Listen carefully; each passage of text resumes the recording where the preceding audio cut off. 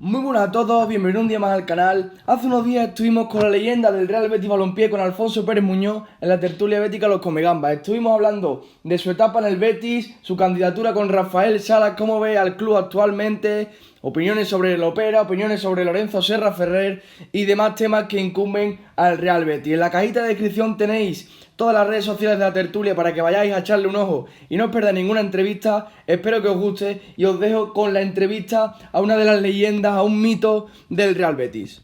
¿Qué partido recuerdas con más anhelo de aquellos años, de aquella primera etapa verde y blanca? ¿Vale? De aquellos primeros años antes de irte a Barcelona, Marsella, de esa primera etapa, un partido que tú recuerdes, que tú tengas grabado, que tú recuerdes. No recuerdo muy bien esa primera etapa, ¿no?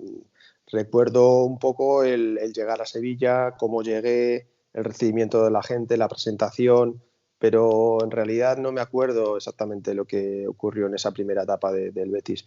Sí me acuerdo, pues lo que te comentaba, cómo llegué solo en el AVE. Me parece que, bueno, me acuerdo que fui con José Manuel Soto en el AVE. No sabía ni dónde estaba el hotel, no me vino nadie a buscar y bueno, me fui al hotel directamente. Sí, fue una cosa, bueno, en aquella época es lo que había, ¿no? Y nada, y a partir de ahí, pues bueno, ya estaba Gregorio Conejo pendiente de mí para cualquier cosa y bueno, pero bueno, fue un poco surrealista, ¿no? En ese sentido, venir un jugador Un del Real poquito Benny Madrid. Hill, el Betis. Sí, la verdad, venir del Real Madrid y no venir nadie a recibirte ni nada, pues bueno. En fin, el caso es que luego me acuerdo de la presentación, también el día que había prácticamente toda la grada de tribuna llena para la presentación y bueno, fue un recibimiento muy bueno por parte de la afición. Pero choca, ¿no? Que no te reciba nadie, que Manuel Ruiz de la Opera no se preocupe en eso y en la presentación, bien que se preocupó en decir que estaba aquí Alfonso con nosotros, la verdad. Sí, pero bueno, te lo puede contar José Manuel Soto, que fuimos un día, ya te digo, en el AVE, yo no sabía ni dónde estaba el hotel. Y bueno, pues imagínate, fue un poco chocante, ¿no? Pero bueno, yo creo que hoy en día estas cosas evidentemente se han superado, hay mejor organización en todos los sentidos y bueno, no creo que pase con ningún jugador actualmente, ni en el Betis ni en ningún otro equipo. Después llegamos a un partido importante que antes lo has mencionado además, que es el partido del descenso contra el Madrid, que la verdad yo me acuerdo perfectamente de ese partido, jugadas que hiciste espectaculares. Hubo un gol que me acuerdo que yo no sé cómo no llegó a entrar, una jugada tuya espectacular.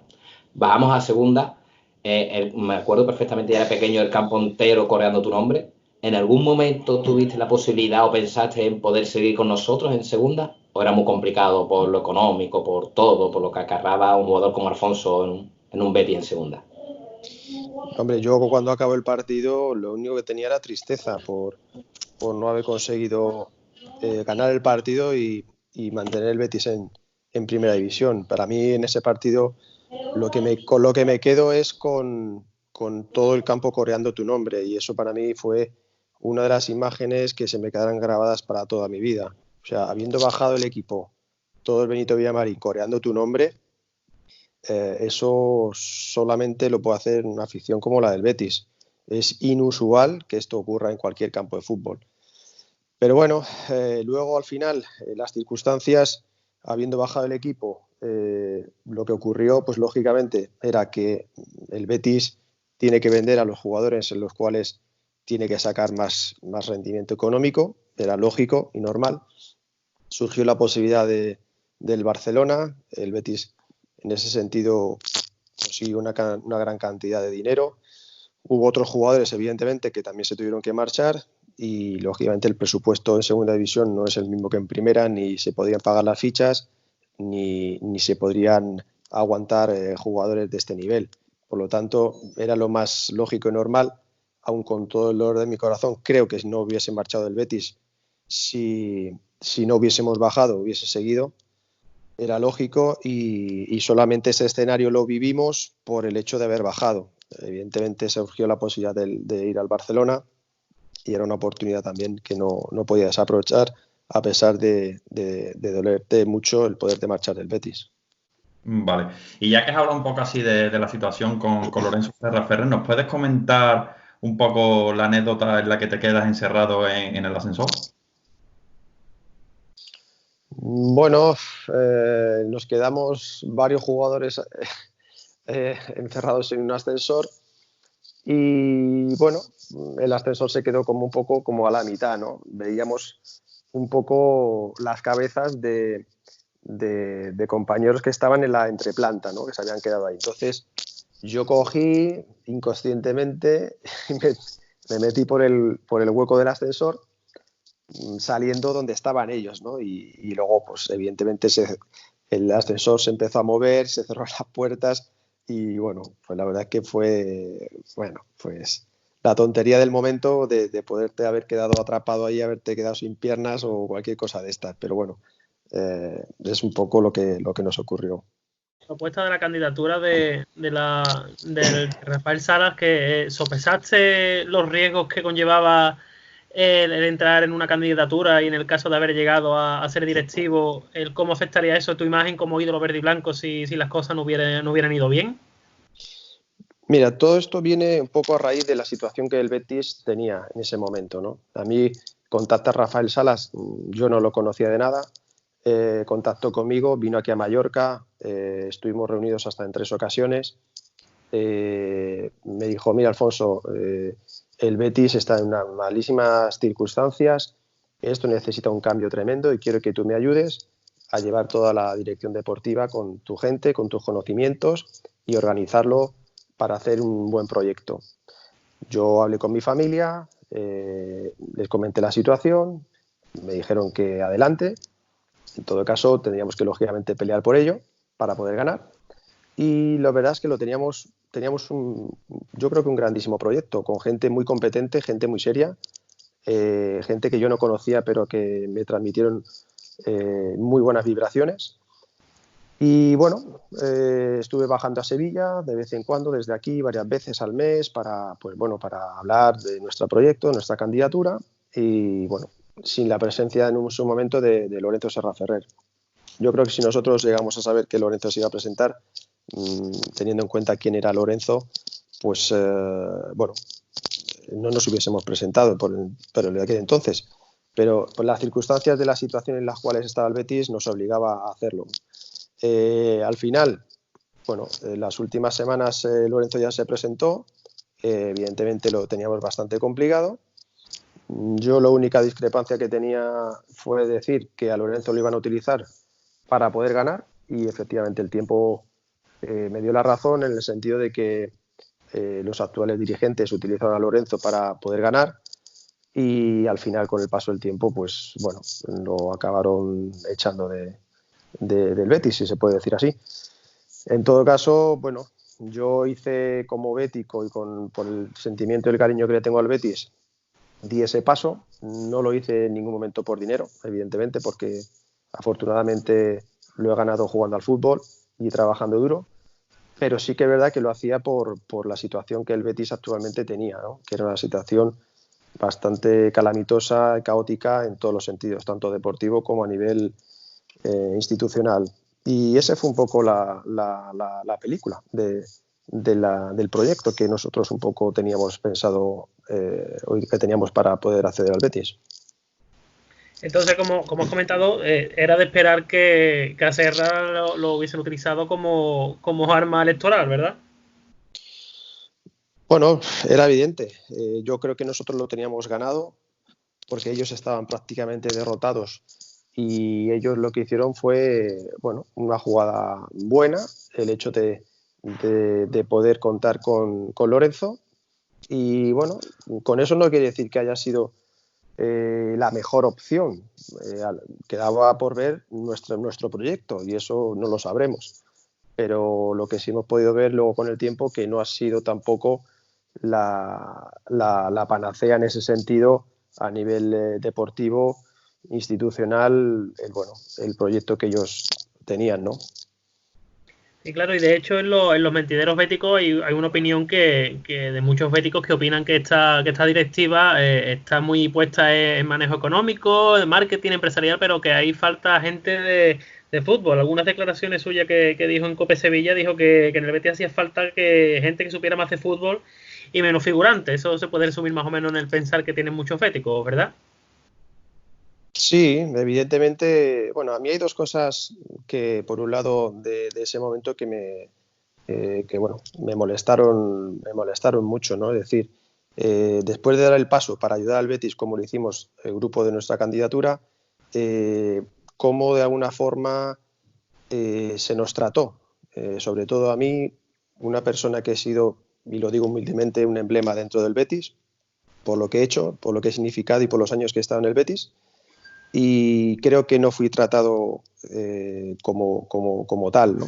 En cualquier otro equipo del mundo, un perfil como Alfonso debería de estar trabajando sí o sí en el Betis.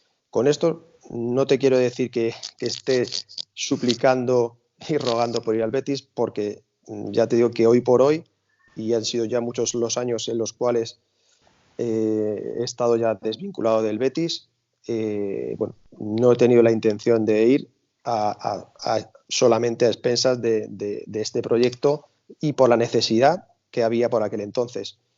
Por lo tanto, yo no estoy llamando a todos los candidatos, a todos los directores, a todos los presidentes o gente que ha pasado por el club para ir a trabajar allí. No es mi estilo. Yo sí di el paso, es para ayudarlo, pero sí que es verdad que una persona y un jugador con lo que ha significado Alfonso en el Betis, Alfonso o cualquier otro del perfil de Alfonso tendría que estar, aunque solo sea por imagen, en un club como el Betis, habiendo sido, ya te digo, uno de los jugadores, creo, y te lo digo humildemente, de los más importantes de la historia del Betis, habiendo sido internacional, jugando mundiales, europeos, medalla de oro olímpica, Barcelona, Madrid, lo que quieras ver o como lo quieras ver.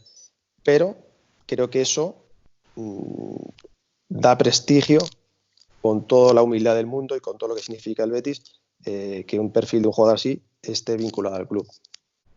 Alfonso, es más que evidente, ¿no?, que el club en los últimos años ha crecido en muchos de los aspectos, pero no se nos puede olvidar que realmente lo importante dentro de un club de fútbol es lo deportivo, básicamente ganar partidos, ¿no? Con un presupuesto de 200 millones y con la aparente buena plantilla que tenemos, ¿qué es lo que le pasa al Betis? ¿Cómo podrías explicarnos esta situación? Porque no es entendible. Bueno, el Betis ha crecido evidentemente mucho. Yo he conocido el Betis de mi época al estilo de Coco Lopera. Bueno, evidentemente acertando en muchos fichajes, otros no tanto, llevándolo a su estilo, pero sí que es verdad bueno, que el Betis ha mejorado muchísimo a nivel de imagen, de marca, de mejora en las instalaciones. La verdad es que ha crecido muchísimo, ¿no? ¿Qué tenemos el hándicap de siempre? Pues un poco el tema deportivo, es decir, lo más importante. Ha crecido también, evidentemente, bueno, pues en baloncesto, sección de fútbol femenino, fútbol sala, todo esto evidentemente está muy bien, da marca. Pero al final lo que verdaderamente importa es el fútbol, y lo que el socio del Betis quiere es que la selección de fútbol tire para arriba, que es un poco la vaca que da de comer y que da la leche para el resto, ¿no? Y ahí es donde tenemos que acertar. Es decir, ahí han pasado muchos directores deportivos buenos, pero no sé por qué motivo pues no han acertado o no les han dejado trabajar o no sé cuál sería el motivo. Pero bueno, al final lo más importante es la parcela deportiva y es donde de alguna forma, por H o por B, siempre se ha fallado. Yo creo que lo más importante es tener gente que sepa de fútbol, que entienda, que haya jugado al fútbol, aunque no siempre el hecho de que hayas jugado al fútbol o hayas sido un buen jugador quiere decir que sepas de fútbol. Pero bueno, yo al final me he dado cuenta bueno, pues te lo digo humildemente, he visto jugadores en los años que he estado en el Mallorca Dirección Deportiva y he tenido, bueno, cierto ojo con ello. La gente que venía conmigo, también muchos de ellos han sido jugadores de fútbol y sé que saben de fútbol y sé que ven al jugador que vale, que eso también es difícil, ¿no? Que luego por ahí te pueden fallar porque, bueno, pues no se adapta, es otra cultura y no se adaptan. Bueno, eso puede pasar, evidentemente no vas a acertar 100% los jugadores que tú fiches, pero no sé, un 80, un 70% de la plantilla de los jugadores que fiches tienen que ser jugadores bien acertados. Y otra de las cosas importantes es, yo creo, que la cantera. La cantera del Betis, cuando yo jugaba, en las categorías inferiores del Real Madrid estaban los Cuéllar, Márquez, Roberto Ríos, Juanlu, en fin, una serie de jugadores bueno, que eran el mejor equipo juvenil de aquella época. Entonces, y luego sucesivamente Miguel Valenzuela ha tenido bueno, chavales muy buenos, haciendo los campeones de España, y eso quiere decirse de que en algún momento se ha trabajado bien sobre la cantera. Imagínate ahora con todos los medios que tienen, tecnológicos, económicos y demás, si se podría trabajar a un grandísimo nivel también esa faceta deportiva para surgir o dar jugadores al primer equipo. Entonces son otra de las cosas bueno, que siempre se quedan ahí y que el Betis pues tiene que mejorar. Un tema también que ha causado un poquito de controversia últimamente, ¿eh? ¿Qué es para Alfonso Pérez Muñoz el man que pierda? Bueno, esto es verdad que hay mucha controversia con este sentido, ¿no? Yo he vivido el man que pierda y para mí el man que pierda es el hecho de que el Betis siempre ha sido un equipo carismático, un equipo querido en toda España, donde siempre éramos bien recibidos. No tanto quizá por las derrotas y quizá a lo mejor el hecho de que veía que tu equipo cuando perdía, la afición del Betis al final te animaba, te aplaudía y claro, estas cosas mucha gente no la entendía. ¿Cómo puede ser que hayan perdido 3-0 y que la gente siga animando y siga con el equipo? Pues esta es un poco un poco la línea, ¿no? Aunque a mí siempre me gusta pensar en ganar y soy un ganador. Está bien tener eso en el recuerdo de lo que ha significado el man que pierda, pero creo que el Betis actual no es un man que pierda, porque evidentemente no pierde ni tiene, como te diría, las desgracias que por aquel entonces se podían vivir, sino hoy el día el Betis es un equipo y un club mucho más grande que por aquel entonces. Dentro de la grandeza que tiene el Betis era un equipo pues más humilde, ¿no? Y bueno, depende un poco de las dos interpretaciones que la gente como lo quiera ver, ¿no? Para mí, yo siendo jugador he sido un jugador ganador, siempre salía a ganar y el man que pierda lo veía cuando perdíamos y la gente nos animaba. Para mí eso me daba más ilusión para afrontar el siguiente partido y sabiendo que teníamos ahí pues a la afición detrás de nosotros para apoyarnos en las buenas y en las malas. Alfonso, una cosa, ya que mi compañero ha sacado un poco el tema de la dirección deportiva, supongamos que Alfonso hubiera sido director deportivo con Quique Setién, ¿vale? Al mando del club y obtenemos unos resultados, desde mi punto de vista, malos, ¿vale? Un 6 de 28, ¿vale? En este caso, ¿a qué se debe que el club no destituya al entrenador o qué hubiera hecho Alfonso en este caso? ¿Habla con la directiva, toma la decisión directa, la directiva no deja? No sé cómo afrontarías una situación tan peculiar como la que sufrió el Betis el curso pasado. Hombre, depende de la responsabilidad que el club te quiera dar. Yo creo que cuando eres director deportivo tienes que asumir toda la dirección deportiva, tanto para fichar un entrenador como para destituirlo en un momento determinado. Parte de la base, creo que Quique era un grandísimo entrenador, le dio una idea y un modelo de juego, pero claro, ¿cuál es el problema del fútbol? Que pierdes 3 partidos y ya te están pidiendo la cabeza. No sé, yo soy partidario no sé si la verdad es que si se podrá o no, pero de apartar momentáneamente al entrenador un par de jornadas y volverlo a poner. Yo no sé si esto se habrá hecho nunca, pero esas dinámicas de resultados negativos, de alguna forma, tienes que cortarlas. O sea, siendo el mismo equipo, cambias al entrenador del filial, o sea, pones al entrenador del filial, por ponerte un ejemplo, y el equipo gana. Pero es que si yo sé que mi entrenador es uno de los mejores, ¿por qué no voy a tener que cambiar? O sea, que destituir, me refiero. Entonces, si la gente está contenta con él, hace un buen trabajo y da la puta desgracia de que el balón no te entra, pues chico, tengo que apurar mucho y estar muchísimos partidos sin ganar para echar al entrenador, pero sabiendo que es un buen entrenador, no puedes perder 3 partidos. O, por ejemplo, yo qué sé, si estás en puestos de descenso todavía, pero estando mitad de tabla a 3, 4 puntos de competición europea porque hayas perdido 3 o 4 partidos, tienes que saber aguantar y tienes que tener cabeza para ello. Muchas veces, yo me acuerdo Guardiola, cuando empezó en el Barcelona, que casi lo echan, y luego fíjate el éxito que ha tenido Guardiola en el FC Barcelona, ganando títulos y Champions y demás.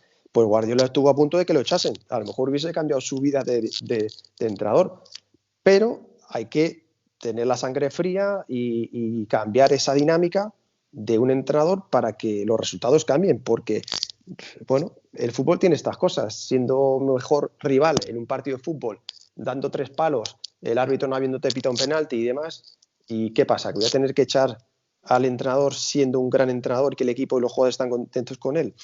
Desgraciadamente pasa muchas veces en el fútbol.